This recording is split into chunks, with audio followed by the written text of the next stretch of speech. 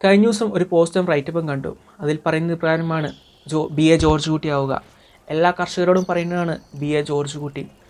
അതിൽ പറയുന്ന റൈറ്റപ്പ് ഇപ്രകാരമാണ്: ഞാനും എൻ്റെ കുഞ്ഞുങ്ങളും എൻ്റെ ഭാര്യയും അടങ്ങുന്ന സ്വസ്ഥമായ ഒരു കുടുംബം. ആ കുടുംബത്തിൻ്റെ സ്വസ്ഥതയോ സ്വകാര്യതയോ നശിപ്പിക്കാൻ വരുന്ന ഏതൊരു ശത്രുവിനെയും ഞങ്ങൾ നശിപ്പിച്ചു കളയുകയും ചെയ്യും. ഇത് തന്നെയാണ് കർഷകരോടും പറയുന്നത്. സ്വന്തം ജീവിതവും കൃഷിയിടവും കുടുംബവും നശിപ്പിക്കാൻ വരുന്നവനെ, നാടും നശിപ്പിക്കാൻ വരുന്നവനെ പണി കൊടുത്തേ മതിയാകൂ എന്നാണ് പറയുന്നത്.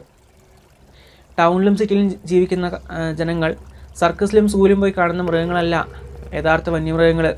നാടും കാടും തമ്മിൽ വലിയ വ്യത്യാസമുണ്ട്. ആനപ്രേമിസം എന്ന് പറഞ്ഞ് നടക്കുന്ന, ആനകളെ പ്രണയിച്ച് നടക്കുന്ന ഒരു കൂട്ടം ജനങ്ങളുണ്ട് ഇവിടെ. എന്നാൽ നിങ്ങൾ അറിയേണ്ട ഒരു കാര്യമുണ്ട്: എല്ലാ ആനകൾക്കും ഒരു വന്യതയുണ്ട്.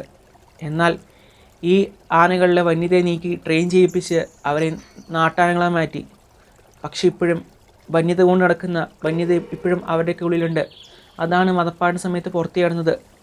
എന്നാൽ 365 ദിവസവും സ്വന്തം ഉള്ളിലെ വന്യത കൊണ്ട് നടക്കുന്നവരാണ് കാട്ടാനകൾ. ഇവരെ ട്രെയിൻ ചെയ്യിപ്പിച്ചാൽ കാര്യമില്ല.